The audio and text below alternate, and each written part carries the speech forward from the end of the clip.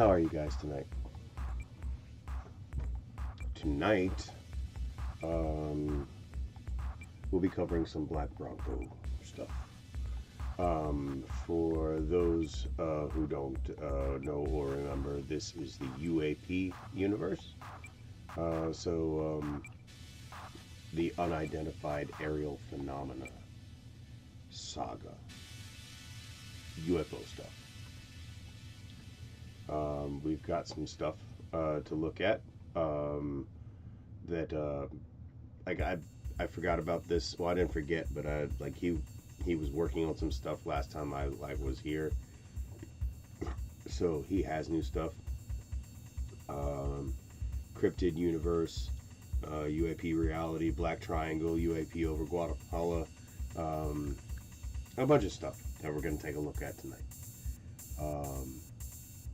I hope you enjoy. I hope you enjoy the music. All the music you can find on YouTube library, music library. It's available. Yeah.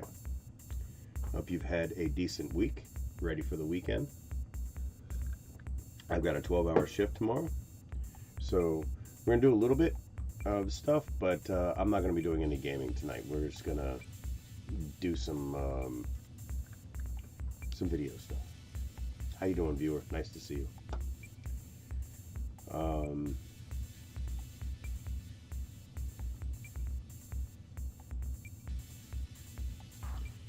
Yeah, that's about all I have for the moment. It's been an exhausting week, really.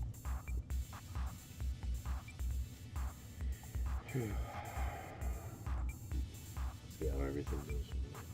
Sorry, man. Oh. Got the room to yourself now, sweetheart. I get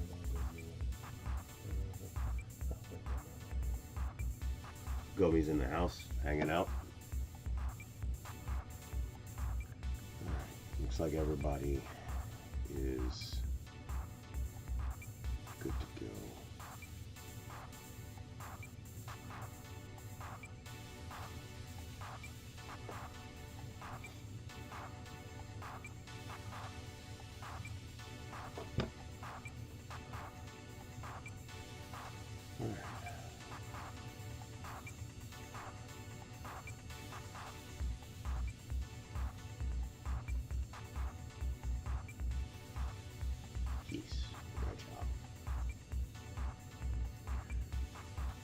So let's do a dab, get ourselves primed for the evening.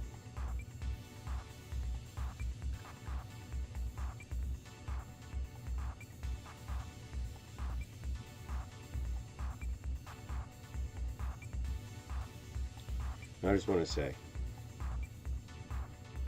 no matter which way our politics run this November, we're all in the same ship, and wishing that it would sink because of who's steering is still bad for all of us. So, let's just all hope for the fucking best. Yeah?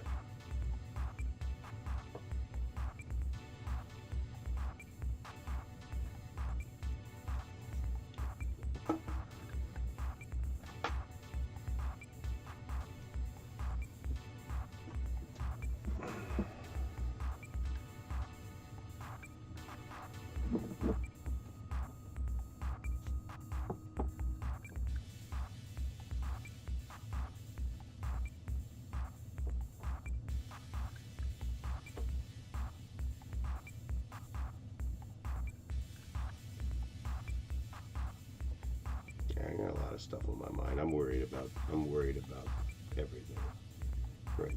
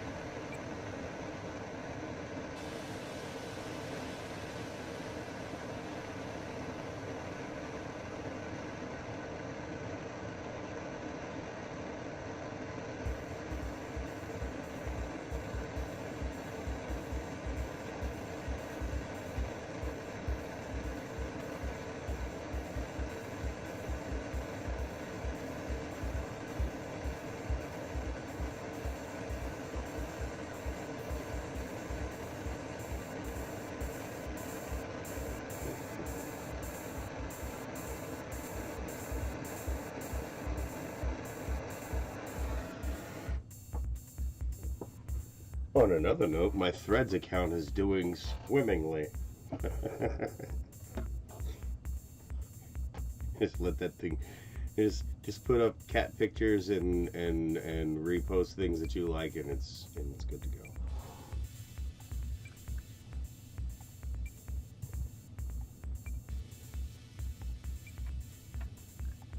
I should add my Threads account. Let's see.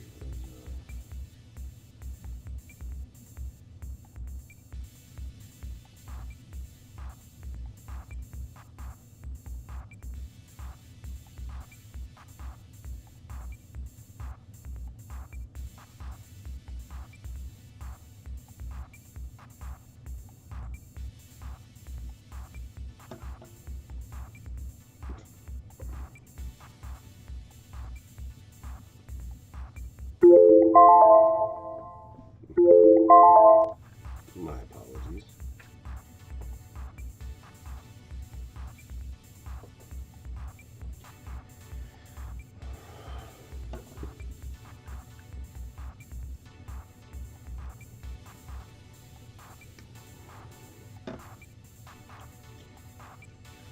I'm still gonna cough, but it's not nearly as bad as it used to be.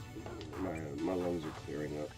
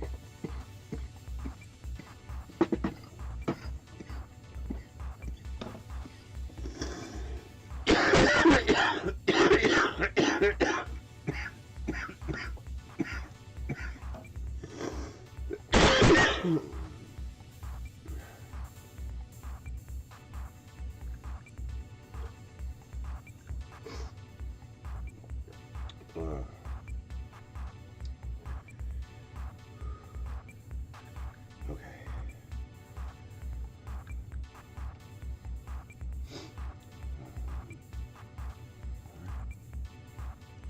Yeah, let's do this.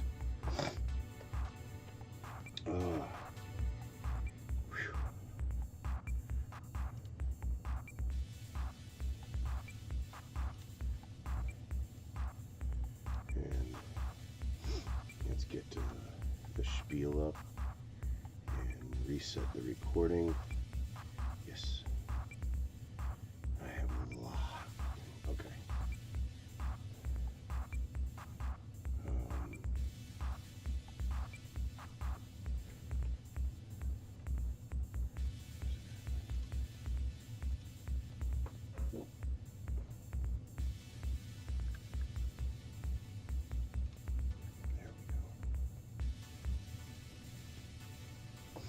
Okay. Because we're doing some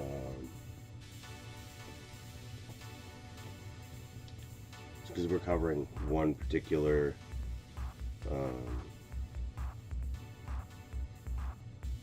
channel tonight, we'll do the opener.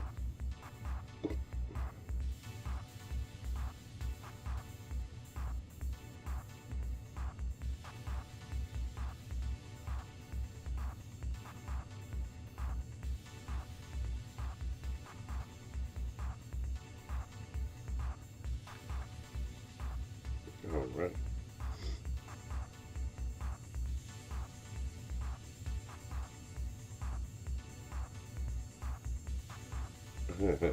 Okay, sorry, I got distracted.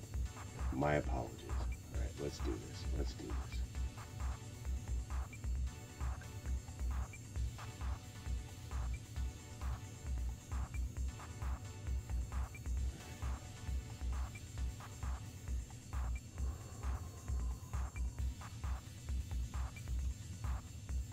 Welcome back to the Gnome Show, everyone. I am Josh, your humble host, and it is my duty, nay, my pleasure, to trawl the briny depths of YouTube so that I may bring you the shinies. I cover short films of varying genres, video games, analog horror, and sci-fi, and really anything else that I find groovy. I hope you'll enjoy tonight's offering. Content for the Blood God. Now on with the show. Tonight I have for you Black Bronco Productions with the UAP universe. We are watching a couple of things from him. I mean, he's always interesting. Last time I did some coverage on Black Bronco Productions, got some fairly good responses from you guys. So we're gonna see what he's up to now. So grab something to drink, something to smoke, something to snack on. Ooh.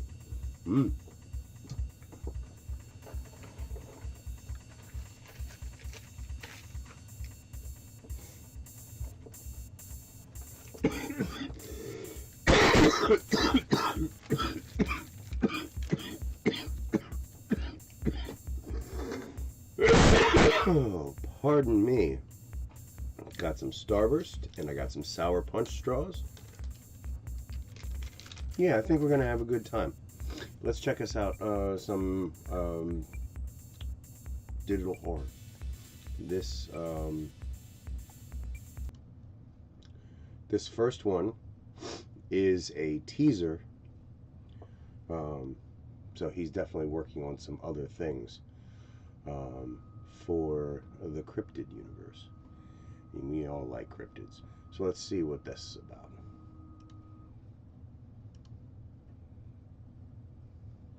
How you doing, viewer? Nice to see you. Checking out Black Bronco Productions, and we are looking at the UAP universe, UFO stuff. So, the audio that you are about to hear is real. Analysis by a professional revealed that the sounds were made by a creature physically larger than a man.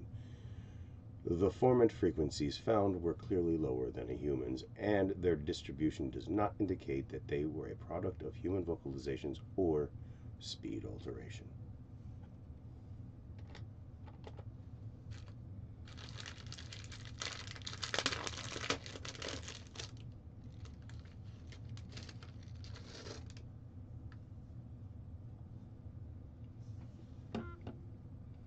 The first time I ever heard anything was later in '71. I came back up with the guys, and we was here by the stove. There was a stove here then.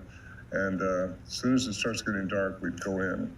Sometimes you might hear a grunt or a whoop or a big blowing sound or something like that, and that's when you know you want to get inside the shelter because you still don't know what you're dealing with. Whatever it is big, very, very big. We all go inside, close the shelter door, and that's a log that we put between these trees, and then we'd strap it inside a cable, and then they would start making their sounds. And that was in '71 when I first started hearing them, and we started recording them.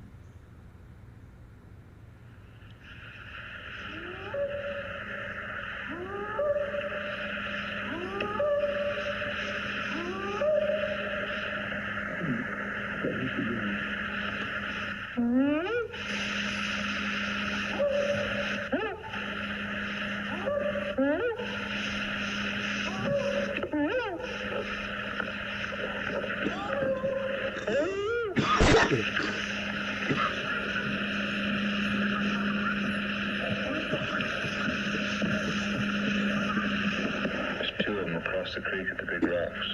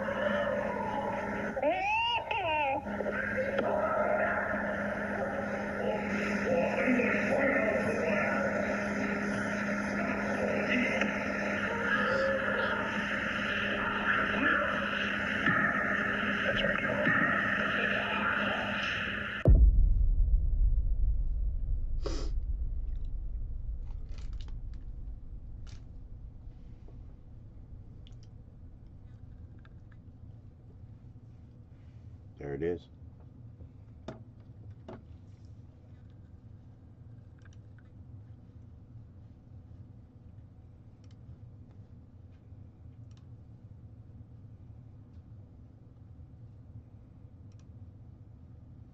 UAP reality.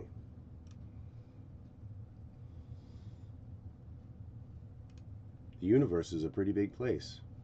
If it's just us, it seems like an awful waste of space. Carl Sagan.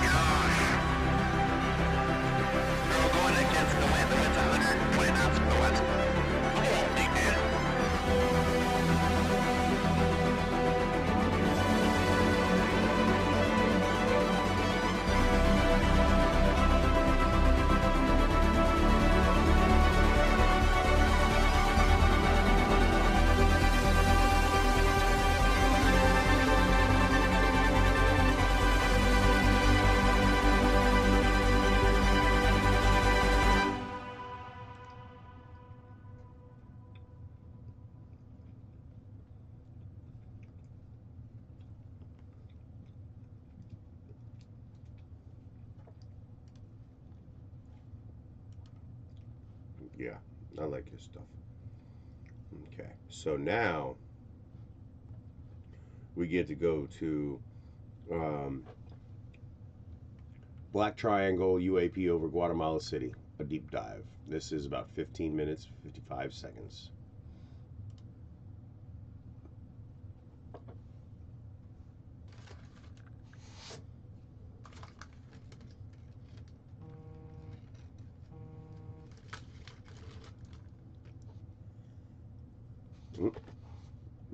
Shit.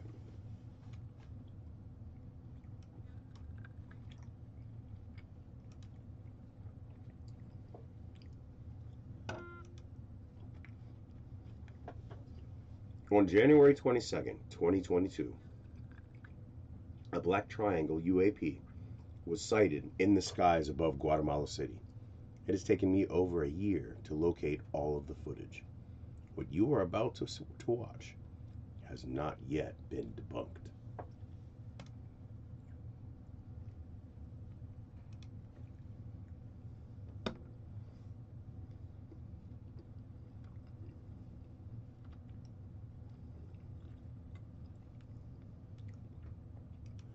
We will begin with an interview, the subject being Luis Elizondo, a former U.S. Army counterintelligence special agent and former employee of the Office of the Undersecretary of Defense for Intelligence.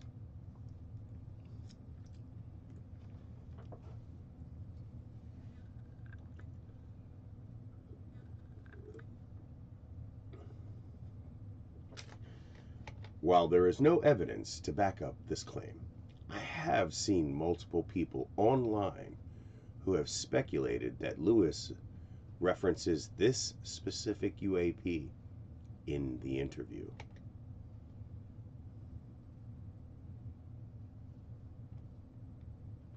His question for you is, based on what you know, Lou, and your definition of a UFO UAP, are there any pictures and videos taken by ordinary people then posted on social media platforms such as Twitter that are legitimate unidentified flying objects, such as the objects seen by the military pilots, astronauts, government agencies, and sensitive space platform?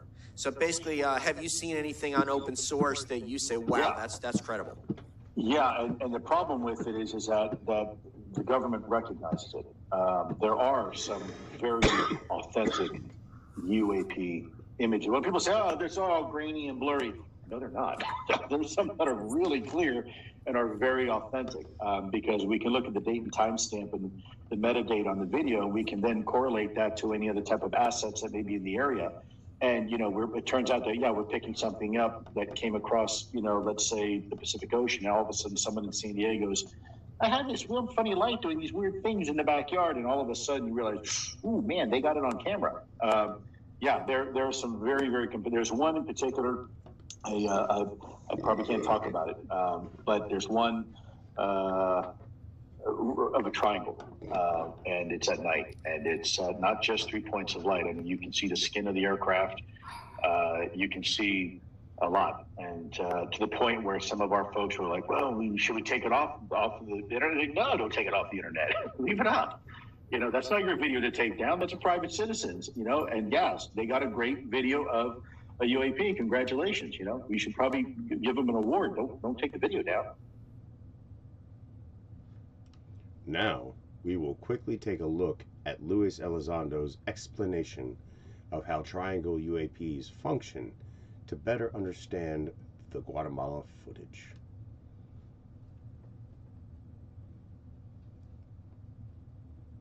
Lou, so let me explain how this happened. So my interview with Lou is over, and I wasn't the only guy there. Your interview with Lou for the show Unidentified, for people who haven't seen it. That's right. And so I go back out to this thing called the green room, and I'm hanging out. It's catered. I'm hanging out, and I asked the producer, who came in and thanked me. I said, "Hey, before the shuttle takes me back, or the driver takes me back to the hotel, can you ask Lou if I can get a few minutes with him alone?" And so he did, and we did. And in about an hour's time, Lou and I go back into this. It's like a pantry area at A&E Studios, and we go even further back inside there, where there's a printer and a copier bay, really nice facility, right? So we're back there alone. The door is closed. And I said to him, so, we're both cleared, right? We're not in a skiff. We both know that. He set the ground rules. I recognize the ground rules, but I said, what did I really see? I said, because I have some ideas. So he went over to the printer, and he opens up the printer, the bay where you put the paper in, the big, huge printer machine. He pulls out 2 or 3 sheets. He takes a ballpoint pen, and he asked me a question. So if you can see the screen, he asked me, before he drew anything, he said, what is the most commonly cited or reported type of UFO over the decades or the millennia, whatever? And I said, well, it's a disc or a flying saucer. So he drew this disc. And then he said, so imagine, or supposedly, he used words interchangeably, imagine and supposedly. He said, so based on all the reports over the decades, these discs that are spotted, they emit some sort of electromagnetic field or electromagnetic-like field, okay? This field causes the ambient air around the vehicle, so I'm calling the disc a vehicle. It ionizes the air in much the same way as the gas inside of a fluorescent light bulb is ionized and glows whenever you flip the switch on and turn the light on, okay? It excites the molecules, the oxygen, the nitrogen, the carbon, all the molecules in the air surrounding that flying saucer or that disc, and it makes it glow. And depending on the power level of the engine, if it's at idle versus medium or full power, it makes the air glow a different color. Now, something else he explained, and Paul Hill explains as well, is the air glows according to the cleanness, the purity of the air. So in a polluted environment, around, say, a steel mill or some other more polluted or humid environment, the air is going to look different because there are other components in the surrounding air that are being energized by this electromagnetic field, this very high energy field surrounding this disc, okay? So if there were really bad pollutants, it would be even worse. One of these. I saw exactly this. I saw a black equilateral triangle, and this is about as close as I could make it. And I saw 3 really bright dots that I took to be lights. But they're not lights, according to Lou. They are each something using a propulsion system like this, and they are glowing.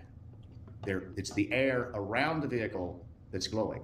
And it is these 3 particular power plants, one in each corner, that give the vehicle cancels out its mass. In other words, makes it sort of gives it its anti-gravity effect or whatever. But that's all they do. They each have a field that they emit, just like the disk has a field when it's powered up. And so these fields overlap like a Venn diagram. And so they encompass the entire vehicle. They make it weightless. But then there's another engine or power plant or whatever in the center, and this is the one that makes it go up, down, left, right, whatever. These 3 give it weightlessness. This engine is how they get from point A to point B. That's kind of what he explained.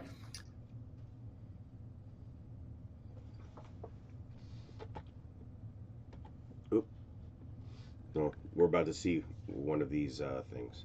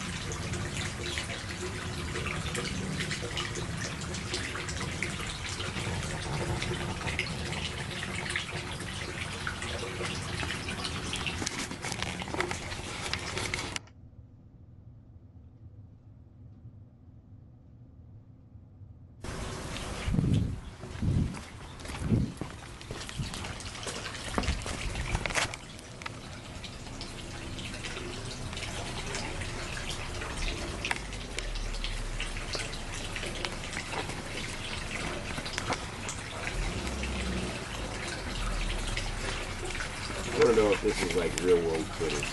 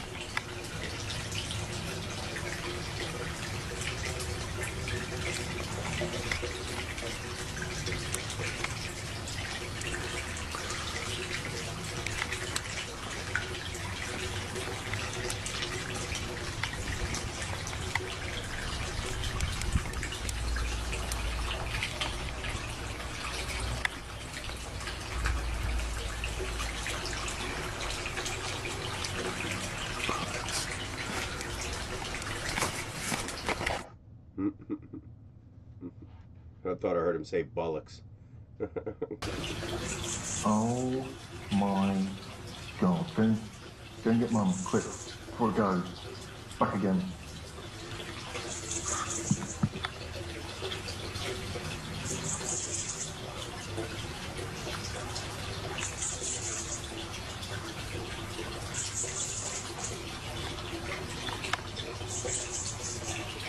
So I can get with my phone, I can take a picture of the surface of the moon.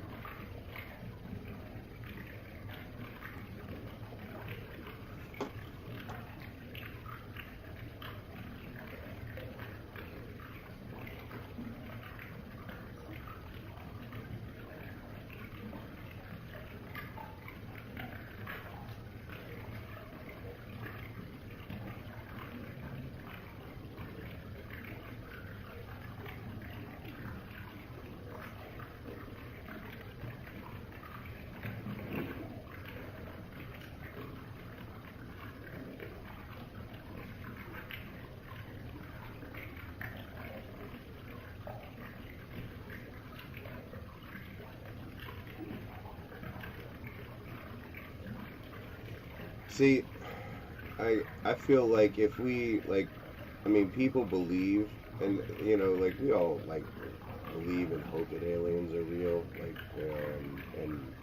and honestly, I think it would probably bring us more problems than it would answers, but it probably would give our planet something else to worry about, knowing that we're not alone. You know what I'm saying? Now it could be a bad thing, with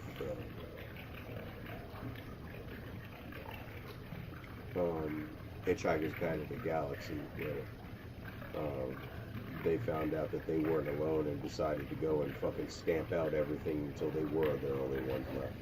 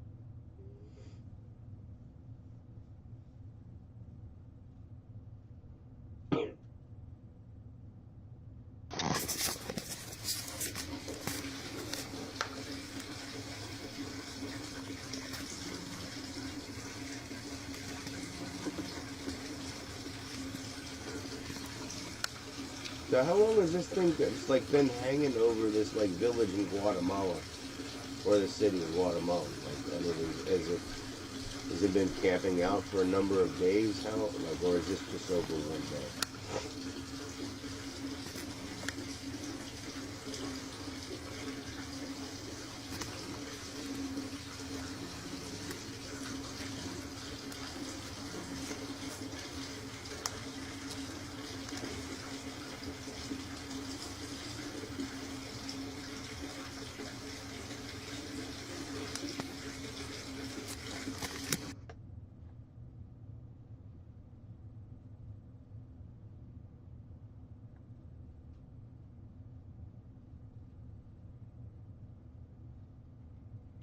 I mean, it was fairly clear. Like, I mean,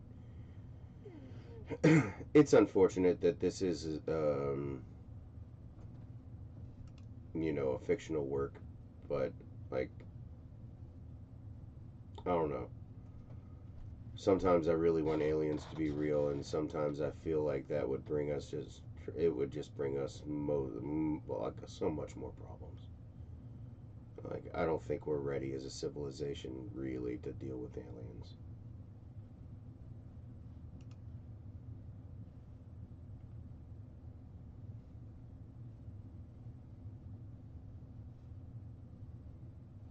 All right, next up we're going to look at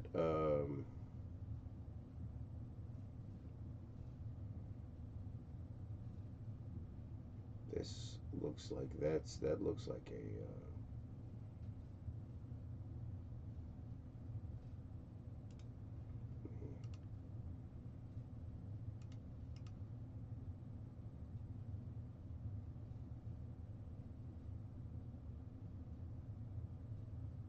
okay, no, it looks like something audio. So I'll leave that one for investigation. But we are going to look at, let's see, that one, UAP Reality 2. Yes. I don't want to believe. I want to know. Yeah, me too.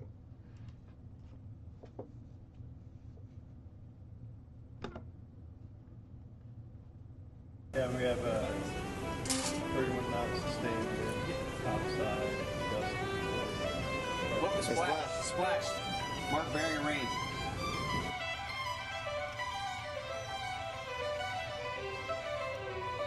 I think these might be real world. I think these are really like the military ones.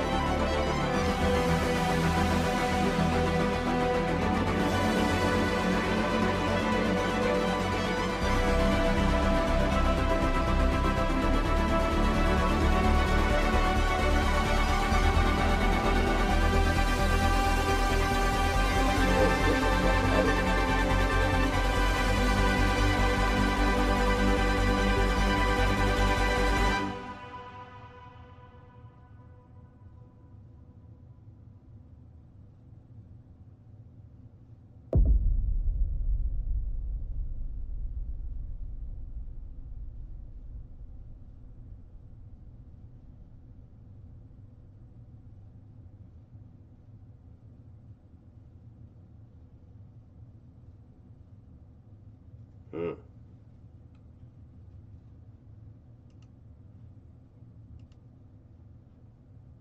That was intriguing. That one, I like that one quite a bit. All right, and oh, yeah, I want to check that one out too. But next up, this is leaked UFO footage. Let's check it out.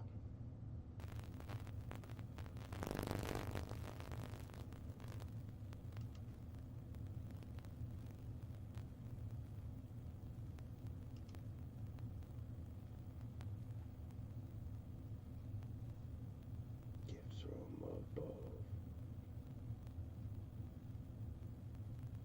What you're about to see is real. It comes from within the walls of the Pentagon.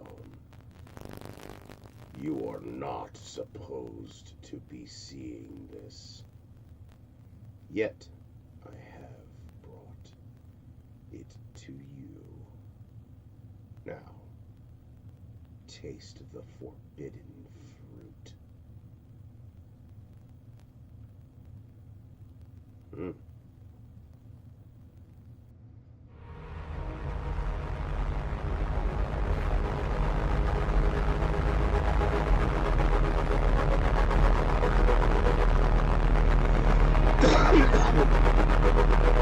That does before.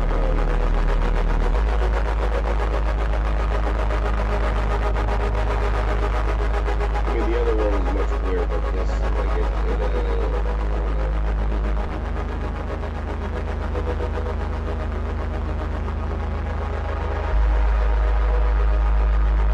it looks more clear.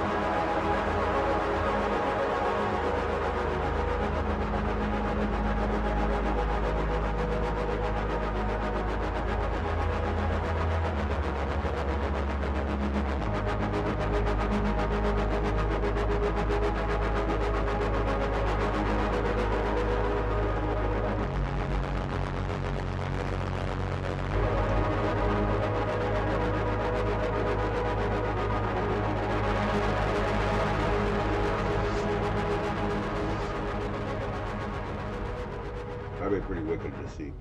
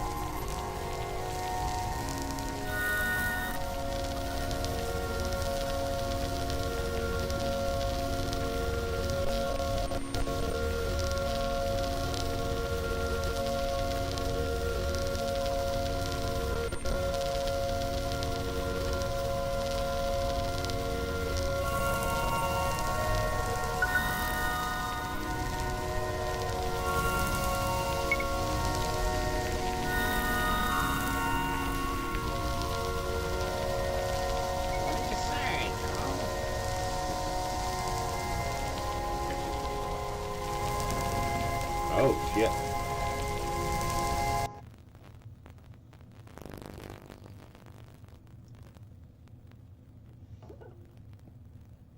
Permanent deformities to onlookers. Good lord.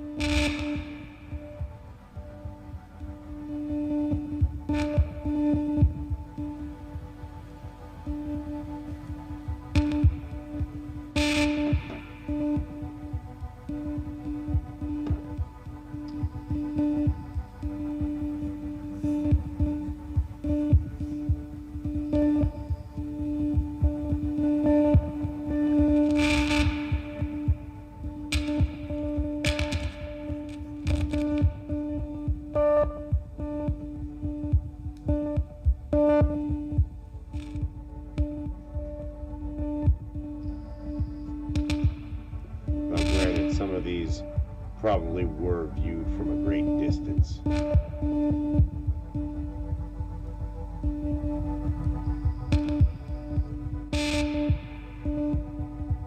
Subject's corpse was found in perfect condition. This is all you will get from it for now.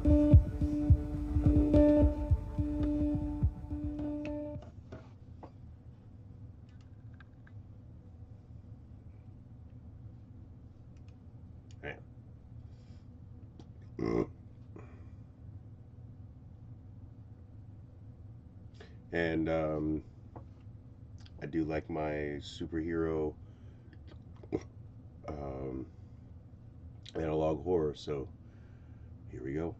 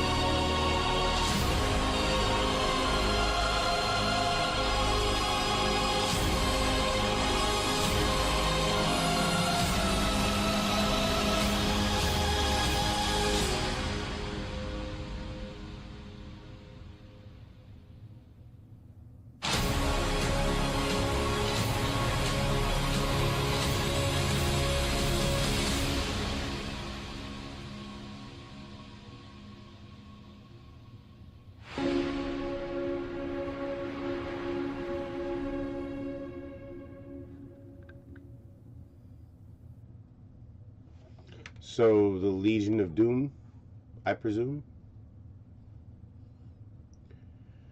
So that was new stuff. Oh, that was new stuff by Black Bronco Productions. Show him some love.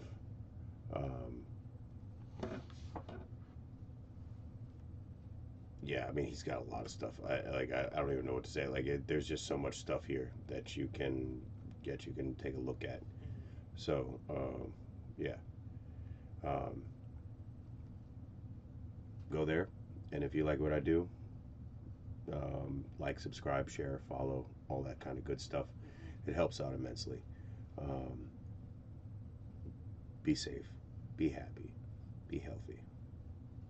I love you all, and I'll see you in the next one. Okay. So, that is what I had for tonight. That is, Anomaly has got a lot of stuff that I need to look at.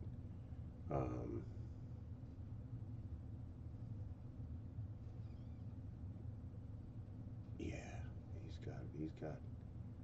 he's got some shit.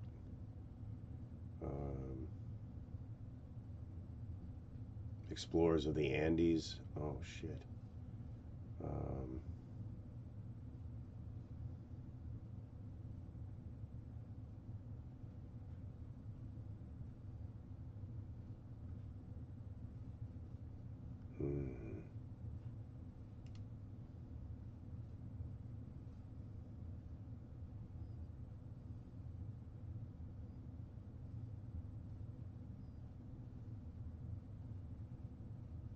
Notify me.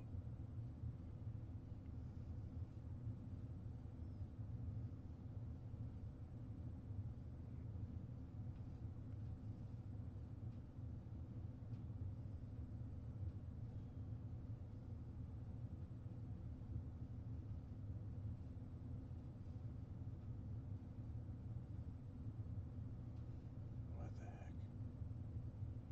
Okay, yeah. No, I'm gonna have to come back for that one. There is one that I wanted to look at though. Yes. Okay, so this is gonna be the last one. It's by Curious Archive, and the title piqued my interest, which I sometimes want to do. This is what happens after a god goes mad. Sounds like an interesting thought experiment. Let's check it out. Yeah, let me go do the opening because yeah. Bloop. And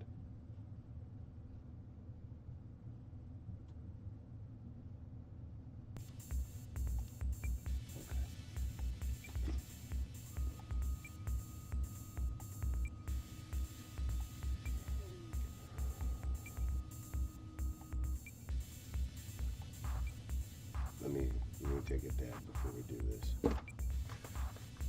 And throw away some trash.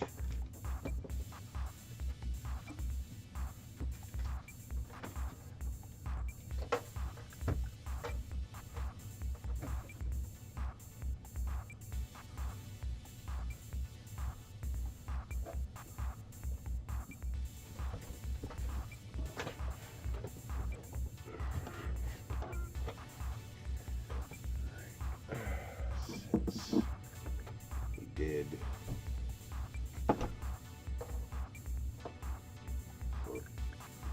Super Race. Yeah, we did Fat Cell.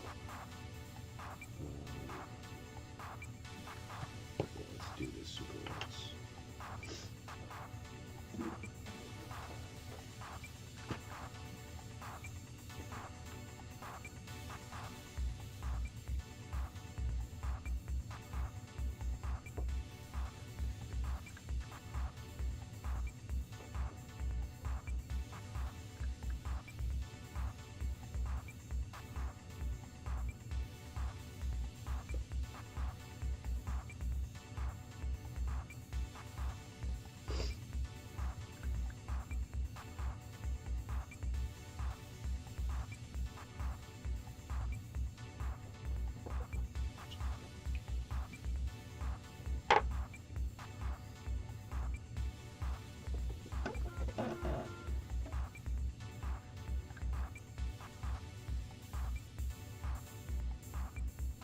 Just have to always make sure that I'm keeping an eye on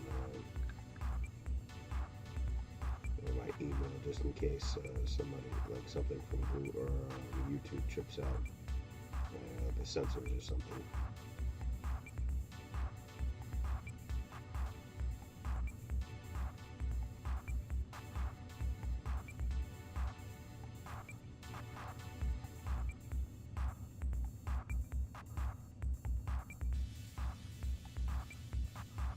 Nice. Okay.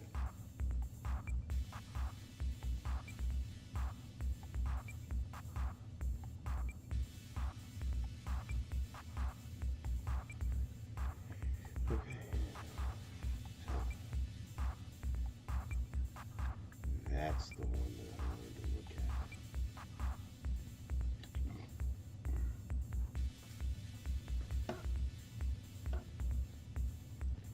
So eighth, I found this channel called Aether Experiments. I'm gonna check that out this weekend, Sunday or Monday, probably Monday. Tomorrow night, I'm gonna be chilling with the boys, and Sunday, I believe. Oh, I don't know. I don't know what's going on Sunday. Excuse me.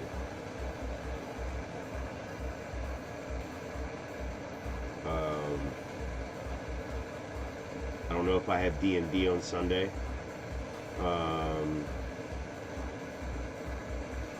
But I probably have date night on Sunday night. I'm not sure. But Sunday's probably not going to be a thing. So Monday is probably going to be the day for recording. I'll do a big show and all that kind of good stuff.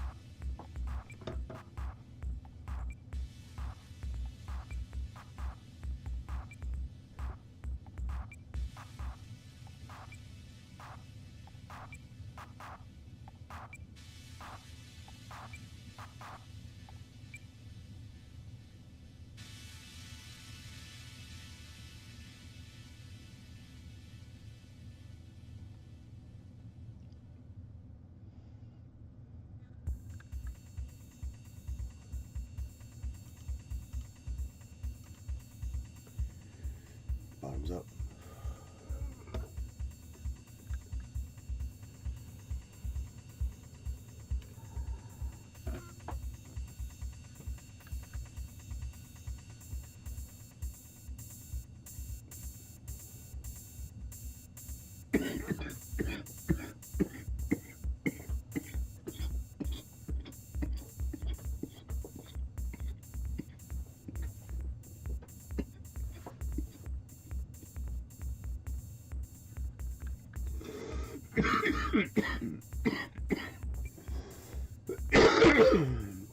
This one's got a nice sweet terpene profile.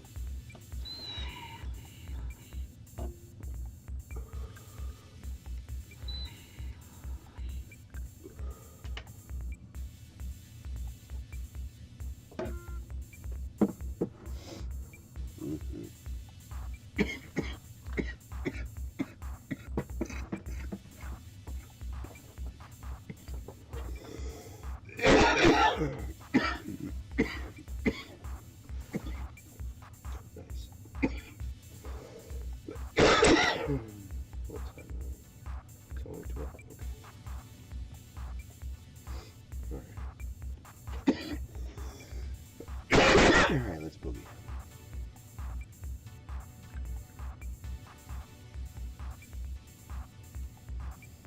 Welcome back to the Gnome Show, everyone. I'm Josh, your humble host, and it is my duty and my pleasure to trawl the briny depths of YouTube so that I may bring you the shinies. I cover short films of varying genres, video games, analog horror, and sci-fi, and really anything else that I think is groovy. I hope you'll enjoy tonight's offerings, content for the blood god. On with the show. Tonight, I have for you something from Curious Archive. What happens after a god goes mad? And I can't ignore that premise. So we're gonna find out whether it's a thought experiment or something. We'll figure it out. So let's see what's up.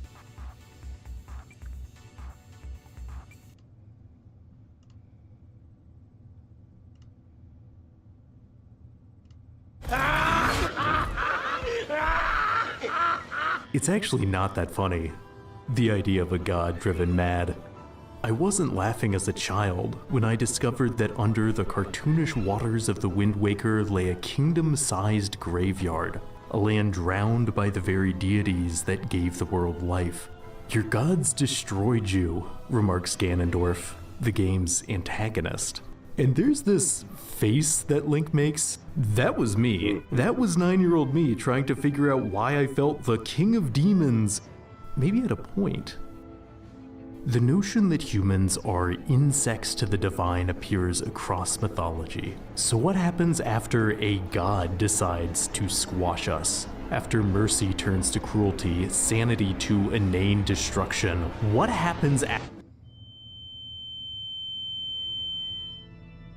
A divine body is born from the uterus of a mad dream, and thus the world itself grows sick with despair.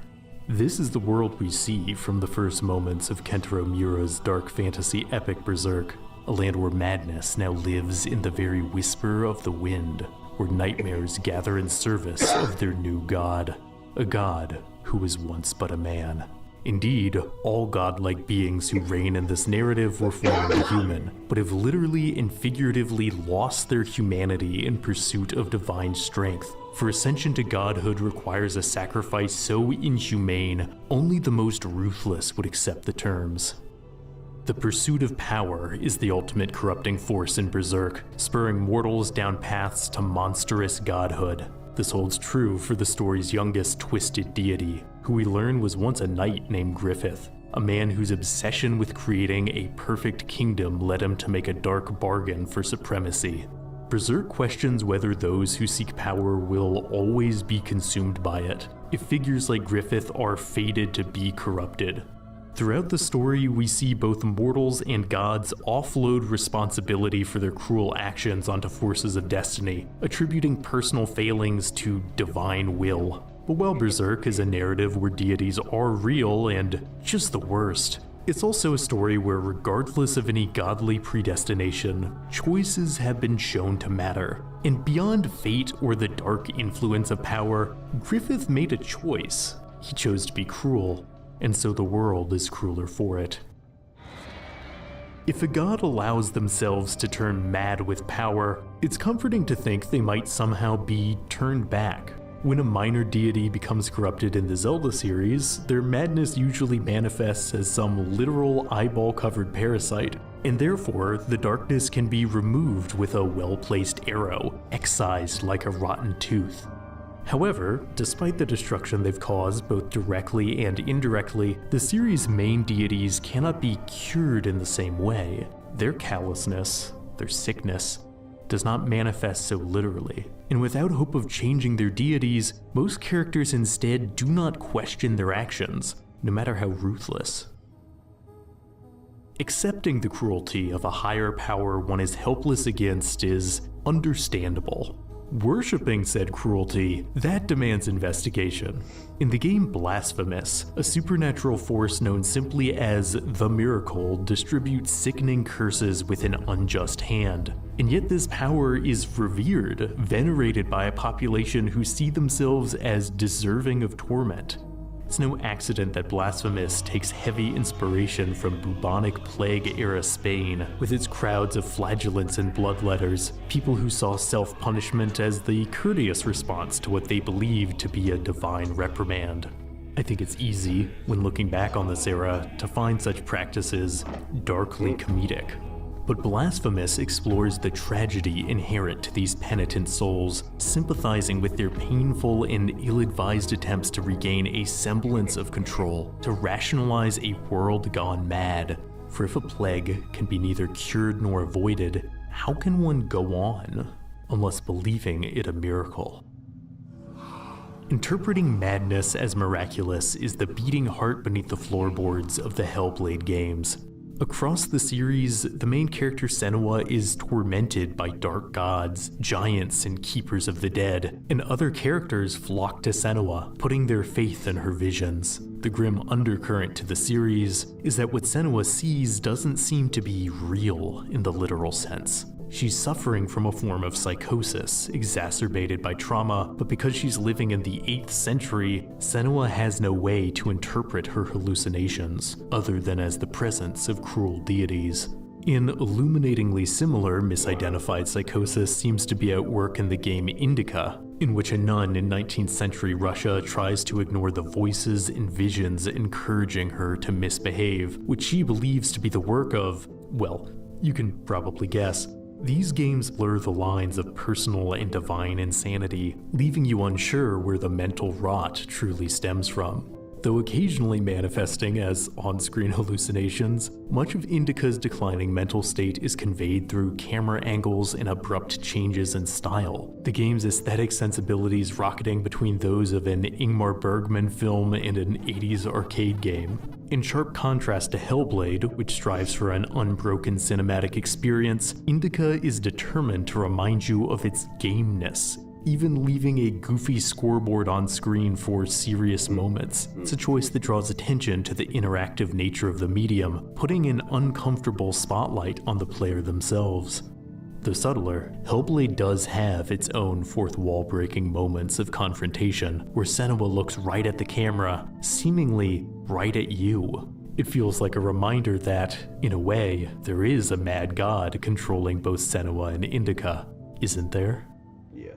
Through virtue of their interactivity, games have a uniquely metafictional capacity to explore cruel gods. Sometimes the player gets to act as divine overseer, given supremacy over virtual subjects. And considering how people play The Sims, Berserk might have a point about how quickly godly power corrupts. But perhaps more affecting are games where mad gods are given power over the player.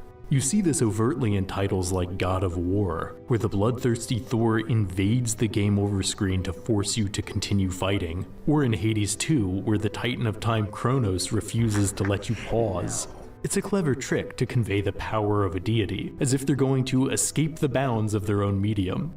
But there's a darker method of putting the player at the mercy of a mad god. The game Fear and Hunger features a pantheon of suitably nightmarish deities with twisted urges, but it's not so much the gods themselves that make the game terrifying. Fear and Hunger is exceptionally good at making you feel mechanically powerless, using spikes in difficulty and psychologically crushing setbacks to break down your will, to immerse you utterly in the experience of being at the mercy of a deity's nightmarish whims. Like with Indica or Hellblade, while trying to beat the game, I felt acutely aware of myself as a player, but this time not as a controller. Rather, I was the one being controlled, unable to turn away despite the punishing hardship. It's a feeling I've only experienced once before. With its colorful sci-fi aesthetic, Rainworld doesn't seem as nightmarish as a title like Fear and Hunger, nor does it seem like a setting that would house a mad god. As for the first point, don't let the cuteness fool you. Rainworld's ecosystem is highly unforgiving. As for the second, well, throughout one's first playthrough, there's a sense that you're slowly descending deeper and deeper into the heart of something you have no name for. Until at last, pulled on by a force you can't explain, you enter the chamber of a godlike AI. Called Five Pebbles, of all things, this non-traditional deity is nonetheless transcendently powerful, his mainframe so large that the superstructure rises high above the clouds. And this machine is not just a god, but a mad one. Five Pebbles' actions have birthed creeping terrors that prowl in the depths, destroyed vast regions of the world, and even damaged other friendlier intelligences. Like in the world of Berserk, the sickness of the sovereign deity manifests as a sickness in the land itself. Except, Five Pebbles isn't just a deity, but a creation. He was built by a now vanished group of super beings called the Ancients, and his failures are just warped attempts at following his original programming. There's a tragedy to this character that can only be fully understood after playing the Saints campaign, a story set far in Rainworld's future where a terrible frost is slowly dimming away the world. Here you can find the ruins of Five Pebbles malfunctioning alone in the snow, his resources exhausted trying to fix past mistakes. "Thank you for company," he says, without a hint of his past ire. You can, if you so choose, stay with this discarded creation as the cold slowly overtakes you. Two beings abandoned by their gods. Wow. The idea of a mad god creating another mad god brings out a theme that haunts the margins of all previously mentioned works, that of dysfunctional parenthood.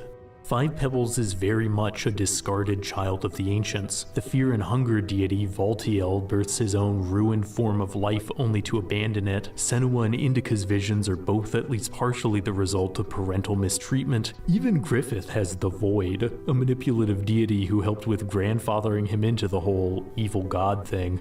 But few stories make this framing as explicit as The Spine of Night, a rotoscoped animated movie that sometimes looks like a Joel Haver skit, but is pretty classic fantasy until, whew boy.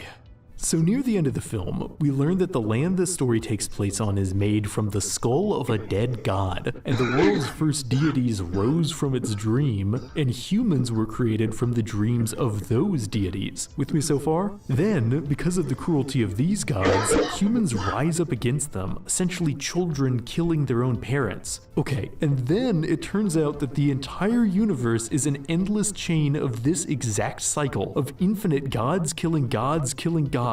All of reality is just a never-ending loop of cosmic parricide and, like, what? This twist comes right out of nowhere and is basically never brought up again. It's so bonkers. And yet I don't think it's as foreign a concept as one might think. Creation slaying their own mad creators is a surprisingly prevalent motif throughout mythology. The Greek pantheon has Zeus destroying his cannibalistic father, who destroyed his father before him. Babylonian and Mesopotamian myth have near identical stories of parricidal violence. Norse mythology has Fafnir murdering his cruel sorcerer father, and becoming a dragon as consequence. It is a grim, weird pattern that can easily get pretty Freudian, but I think there's more to these cycles of inherited violence than meets the eye. In the film Poor Things, a mad god creates a new form of life the only way he knows how, violently.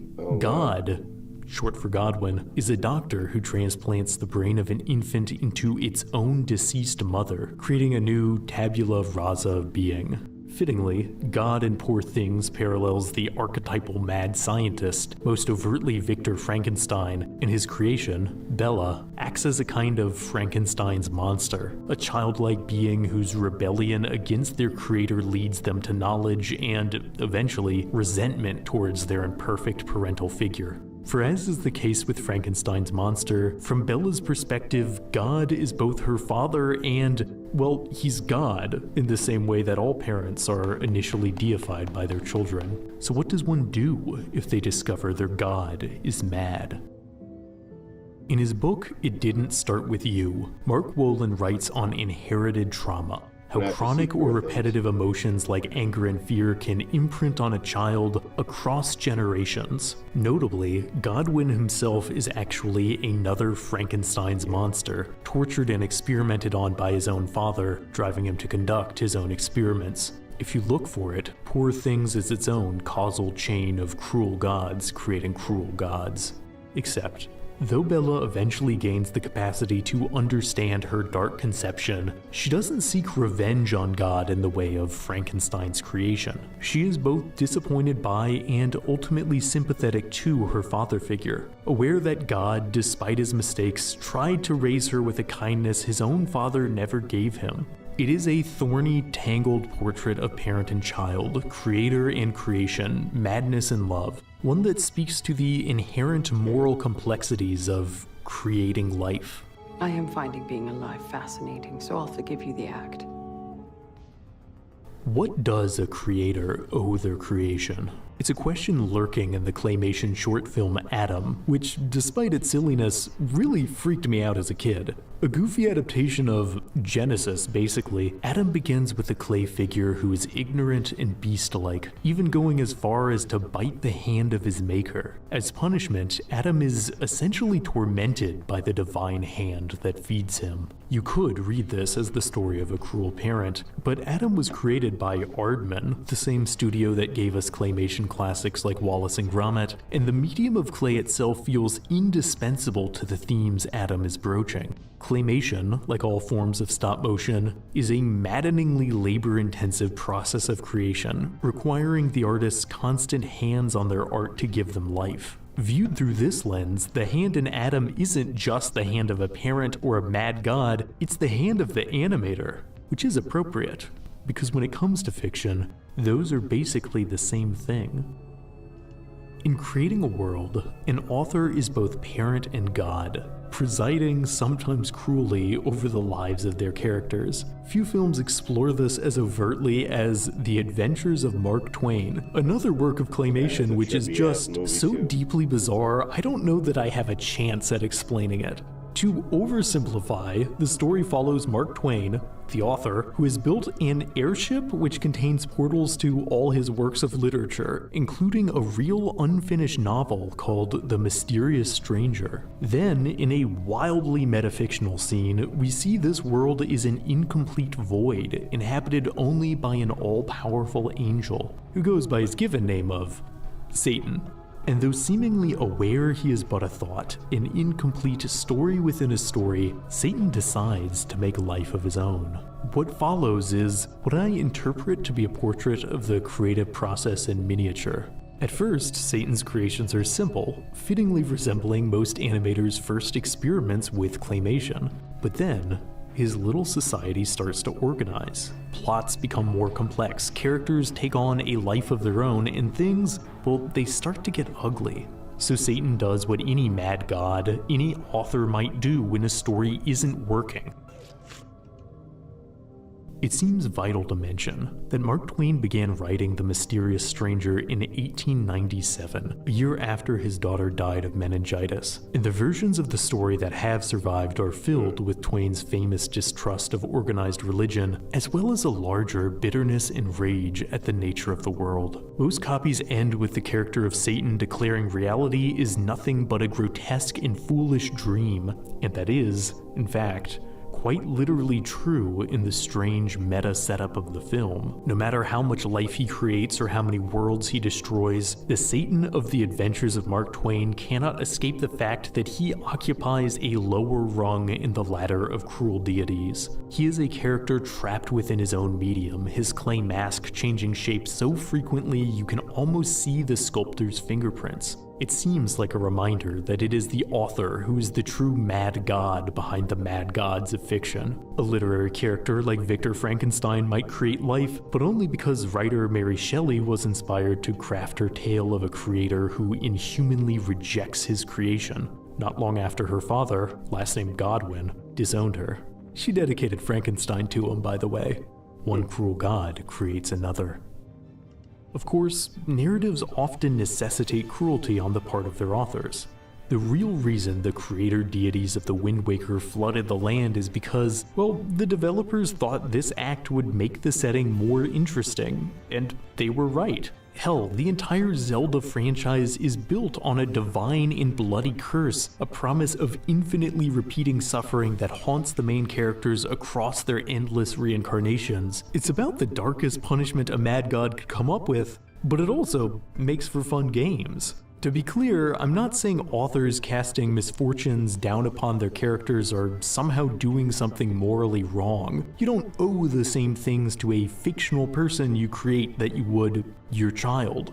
But I think it's inevitable that these concepts intertwine, that mad gods in storytelling often reflect both their authors and models of parenthood. To create anything is to gain a power that can, on some level, be read as godlike, and the question of what one does with that power. If there is an answer, a single work that could serve as a treatise on what happens after a god goes mad, well, appropriately, I think that would be Mad God, a stop-motion film created by animator Phil Tippett over a period of 30 years. Mad God is a colossal monument to madness and birth and creative obsession, and is also just legitimately nuts. Mad God begins with the main character descending into a hellish world in a diving bell, lowering past impossibly vast fossilized remains towards a realm of utter insanity. Mad God's setting is a never-ending parade of depravity, one that it seems only the cruelest deity could dream up, let alone build. When watching the film, it's impossible to forget the fact that what you're seeing was to an extent physically created. Stop motion requires material props to be dragged around one frame at a time. All this machinery of cruelty is, to a greater degree than most fiction, real machinery. In a way, it seems inexplicable that someone would create so much just as a vehicle for destruction, and in a way, it makes perfect sense. Mad God is the result of 3 decades of painstaking development, and the struggles that come with that feel entrenched in the world itself. The title can definitely be read as autobiographical. It isn't clear if there is a more textual Mad God within the world of the film, an overseer managing this forsaken realm, or if the world is simply the result of a network of individuals choosing to be monstrous. It seems worth noting that the main character is not elevated from the cruelty of his surroundings. One of the first things we see him do is step on this weird little group of gnomes, seemingly just because he can. The only justification any character in Mad God seems to have. Is that why this monolith of a film was made? To show us that anyone given sufficient power will inevitably misuse it? Possibly. But at the end of Mad God, a denizen of this world creates a new universe. It is a mesmerizing sequence, a dizzying time-lapse of creation made primarily through practical effects, and it begs the question, why? Why would the director, who can create such beautiful sequences, instead choose to reign over his creation as a wrathful deity? There must be some reason, some grand design, some explanation that will cause everything to make sense. And then the film ends. For all that can be thematically gleaned from Mad Gods, all the echoes of power, creativity, and cycles of suffering, if a god's meaning can be perfectly understood, well, they aren't all that mad then, are they? Indeed, part of why these stories matter is they remind us cruelty is not always rational, that sometimes looking for reasoning can miss the point. To entertain the idea of the divine succumbing to insanity is to accept that the universe isn't always a place of complete saneness, that not all hardships are perfectly sensible. When we tell tales of mad gods, we acknowledge the unpredictability of life's sorrows, and perhaps there is a strange comfort in that. Maybe life is but a grotesque and foolish dream, maybe it's mad gods all the way down, but it can be oddly reassuring when a work grapples with meaning and concludes that sometimes things are just tough, and it's not your fault. All any creation can do is decide how they want to create. And as always, thanks for watching. If you enjoyed this entry, please lend your support by liking, subscribing, and hitting the notification icon to stay up to date on all things curious. See you in the next video. Once again, this is What Happens After a God Goes Mad by Curious Archive. This guy, good brain food. Show him some love. Like, subscribe, share, follow, all those things. They help me out tremendously. Be safe, be happy, be healthy. I love you all. I'll see you in the next one, guys. Have a good night.